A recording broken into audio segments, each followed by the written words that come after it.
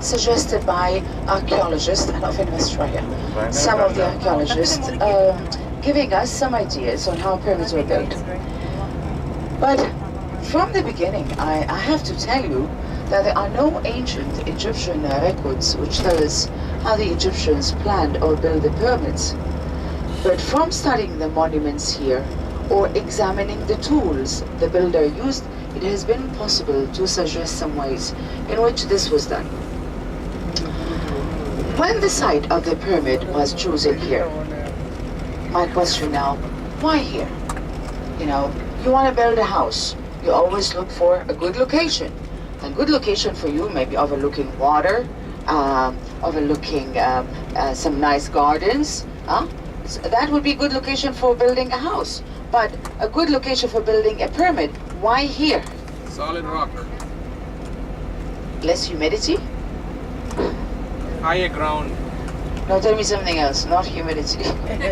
Higher ground. Huh? Tall. Desert?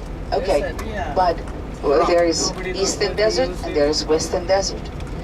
Rock. It has to be on the west, yes. Because of the sunrise and sunset. Remember? The sun sets on the west. Yes, that's right. And I thought that you would remember that it has to be on the west bank. But you're right, desert, west bank. Number 3, the elevation of the ground. It's very high. You know, sometimes people would say, to have a good view of Cairo from here. Well, Cairo was not existing at that time. And why you would have a view overlooking the city from here? And I'm talking about dead people. People who are going to be buried here. Why they would have a good view from their tombs? A good view from your house, but not from the tomb. Right? Agree? Yes.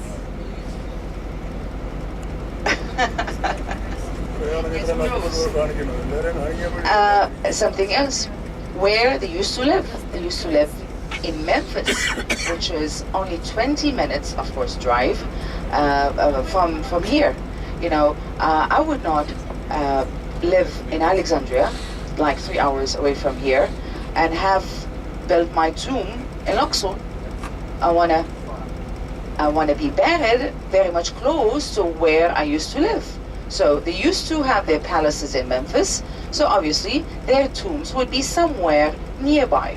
Okay? When the pharaohs of Egypt, during the New Kingdom, used to live in Luxor, they built their tombs on the west bank of Luxor.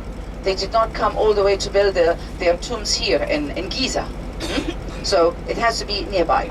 So when the site of the pyramid was chosen here, careful measurements were taken to ensure that the 4 corners of the pyramid would face one of the 4 compass points, north, south, east, and west. And this is very sharp angles. You know, it's amazing. You know, ancient Egyptians were very much advanced in astronomy. And they probably had invented certain devices to be able to tell the 4 main directions. Anyhow, once they chose to put the pyramids here and put the foundation, they had to move the stone overland. To move the stone overland, in those days, I'm talking about from half a ton to 2 tons, one piece of stone. To move that overland with no wheels, with no cranes, with nothing like that. We do have a suggestion that they used to use wooden sleds pulled by many men, hundreds, thousands of them, as well as using the power of the animal.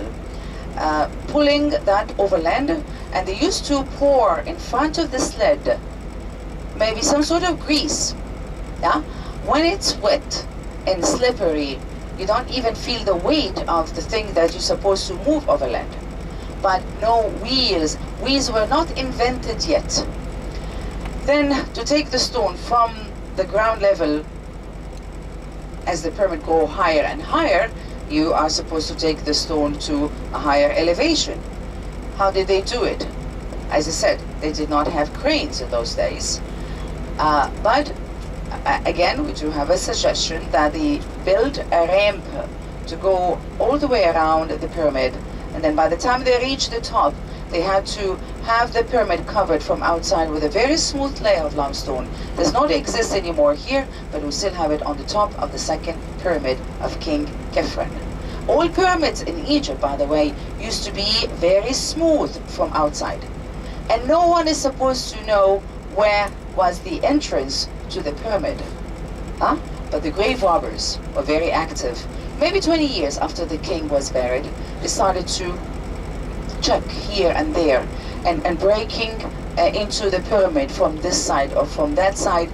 At the end, they managed to break into the pyramid and stole most of the treasures, or all the treasures. We think so. Huh? Which means that we have some expectations that the chambers are still hidden there. The treasures are still hidden in those chambers, and we don't know. We haven't found those chambers yet.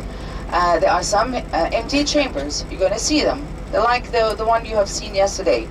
But Dr. Zahi Hawass, who's in charge of the Egyptian antiquities here in Egypt, he believes that there are some hidden chambers inside the pyramid. We haven't found them yet. Maybe in those chambers, the treasures of the pharaoh are still buried there. Well, who knows? Nobody really knows. It has been suggested too that it took them 20 years to build the pyramid. 20 years. I'm talking about 2,300,000 blocks of stone. In 20 years, I have met many architects and engineers, and they kept telling me that with a very simple calculation, there is no way that they took only 20 years to build this pyramid. Well, as I said, who knows? We haven't found any documents yet. But very, inshallah, in the near future, we might find something to give us some answers on those questions. How long it took them, how many people used to work here, and things like that. But so far, this is still a very big question in front of it. Pyramids, how they were built, how long. But for sure, aliens were not the ones who built the pyramids. Huh? Americans would keep saying, how about aliens? You know, aliens put the pyramids in Egypt and then they left. Why they would put them only in Egypt? Why they did not put them somewhere else? And obviously in Mexico, their pyramids are much smaller than our pyramids here. You cannot even compare them. All right? I want you to take the time to walk closer to see the first pyramid, the pyramid of King Cheops, which is one of the 7 wonders of the ancient world. When we say pyramids of Giza, we meant the first pyramid. It is the biggest, it is the most famous one. So I want to give you some time to get off the bus and something like maybe 15-20 minutes here. We're going to go to the second pyramid. We're going to go to the panoramic view. We're going to spend a good time here in this area. So at least I want you to go closer and stand there and look up and see how small you are next to the pyramid. It's amazing, really. I mean, but when you stand in front of it, feeling that this is one of the greatest achievements by men, it's us. When you have the will, when you have the strong belief in what you're doing, you can do it. Huh? So, man is very powerful, but he has to believe in what he's doing. Don't you think so? Yeah, okay. So, what time is it now? 40. Okay. 9 o'clock. 8:45. What's that? In this one? In this one, you have to buy a ticket.